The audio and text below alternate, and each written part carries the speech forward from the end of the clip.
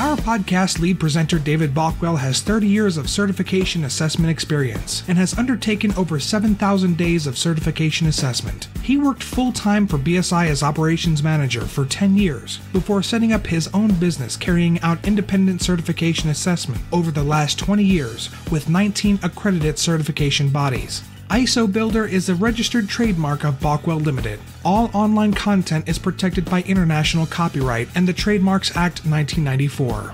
ISO Builder Online is not responsible, liable, nor necessarily support views as expressed by our podcast presenters in any way. They are their own interpretation and views.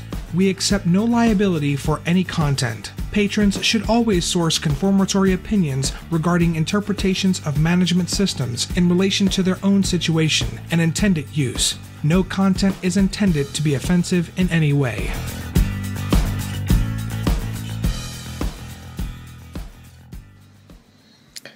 This session is in relation to key changes in ISO 45001 versus SAS 18001.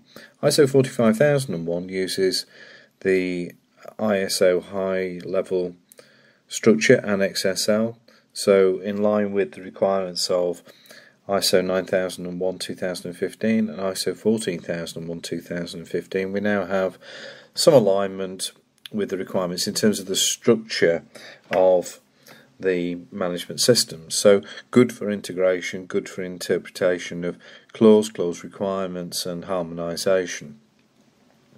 As ISO 14000 is now released, which was March 2018, there is a 3-year transition or migration period that is termed by certification bodies with respect to moving any existing SAS 18001 certifications across to the requirements of ISO 45001. So that makes March to 2021 as the cut-off date for migration. However, there has been a recent extension to that to September 21. The key changes in ISO 45001 v SAS 18001 are as follows.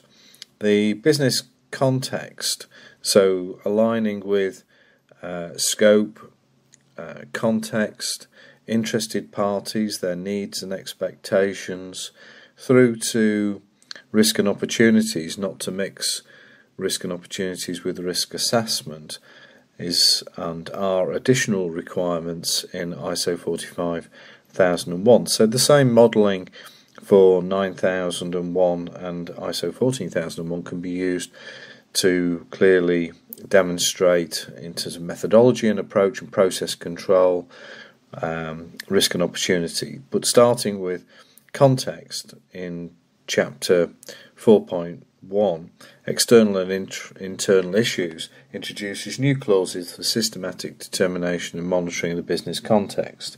So essentially, by setting the scope, what the organisation actually does, it's important to understand the context within which it delivers that scope.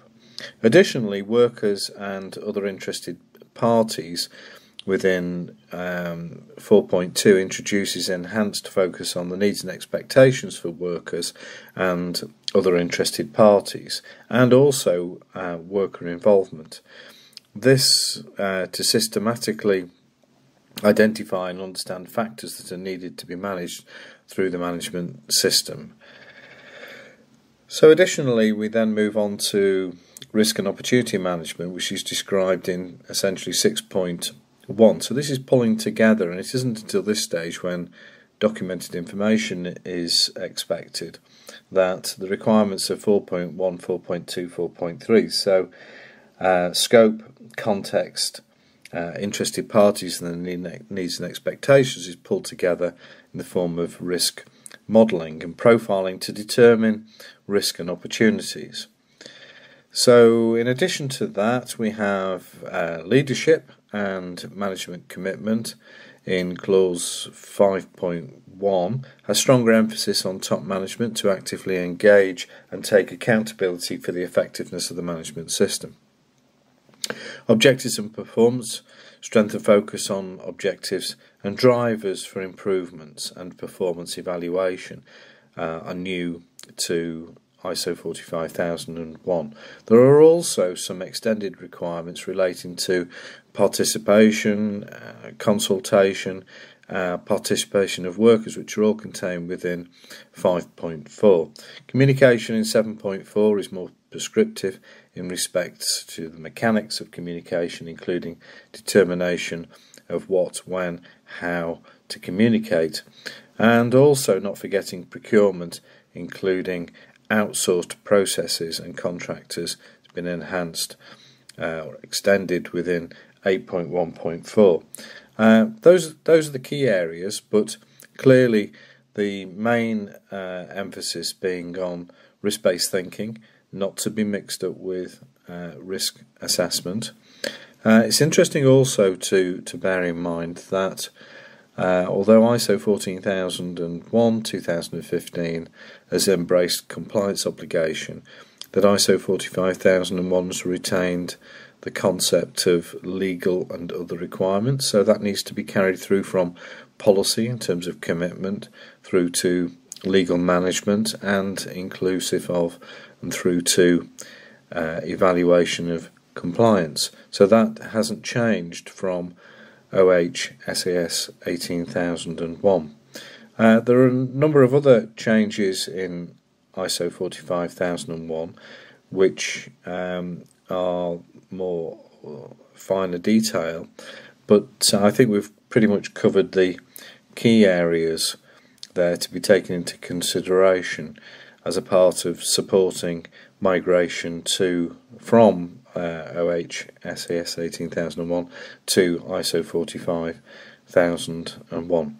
So, hope that's helped, and thank you for listening. ISO Builder Online, quality information for quality managers. ISO Builder is a registered trademark of Balkwell Limited. All online content is protected by international copyright and the Trademarks Act 1994. ISO Builder Online is not responsible, liable, nor necessarily support views as expressed by our podcast presenters in any way. They are their own interpretation and views.